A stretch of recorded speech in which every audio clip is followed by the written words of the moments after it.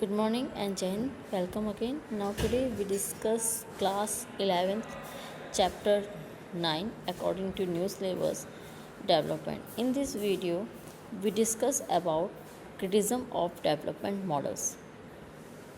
Now critics of development have pointed out that the kind of development models which have been adopted in many countries have proved very costly for the developing countries. Critics का ये कहना है कि जो development के लिए जो भी स्ट्रेटजी या कुछ भी पॉइंट यूज़ करा जाता है अदर्स कंट्री में वो बहुत ही कॉस्टली है and the social cost of development. This model of development has also had a high social cost, and large number of people have been displaced from their homes and localities due to the construction of big dams, industrial activities and mining activities or other projects. अब अगर हम development के नाम पे जिस तरह से सब कंट्रीज़ डैम्स बना रही हैं कुछ भी बना रही है उस रीज़न से बहुत सारे लोगों को अपने घरों को छोड़ना पड़ता है, उन्हें माइग्रेट होना पड़ता है, अपने रहन सहन को छोड़कर उन्हें दूसरी जगह जाना पड़ता है. Displacement result in loss of livelihood and increase in impoverishment, और कहीं ना कहीं ये सबसे बड़ा रीज़न बनता है पॉवर्टी के स्प्रेड होने का.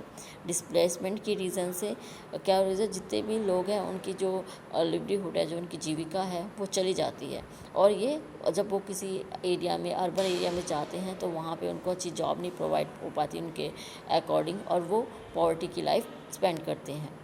Now displaced people have also protested against this, like Narmada Bachao Andolan, and which has been leading a movement against the Sardar Sarovar Dam to the river Narmada for many years.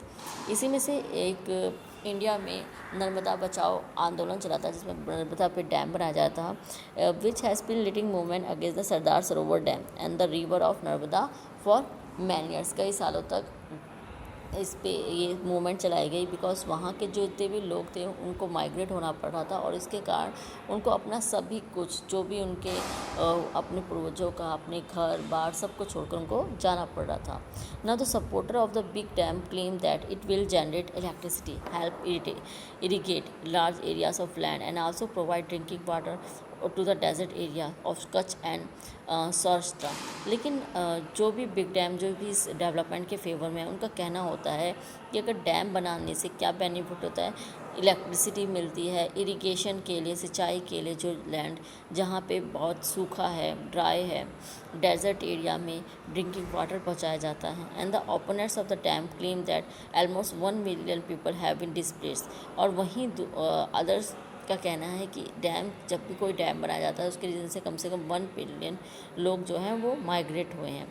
They have lost their lands through the submergence और construction and consequently lost their livelihood, और कहीं ना कहीं उन्होंने अपनी सब जो भी अपनी जीविका है उसको भी खो दिया है. Some even argue that the dam would greatly upset the ecological balance submerging large tracts of forest. Some even argue that dam would greatly upset the और कहीं ना कहीं डैम के रीज़न से जो इकोलॉजिकल बैलेंस है वो भी अफेक्ट हुआ है. आप देखते हैं जब कोई भी डैम बनता है तो बहुत सारी जो नदियाँ होती हैं वो अपना रास्ता खो के और फ्लड का रीज़न बन जाता है, या फिर हिल्स वगैरह किसी की कटाई करने के कारण अर्थक्वेक आ जाता है, तो अदर प्रॉब्लम भी क्रिएट होती है.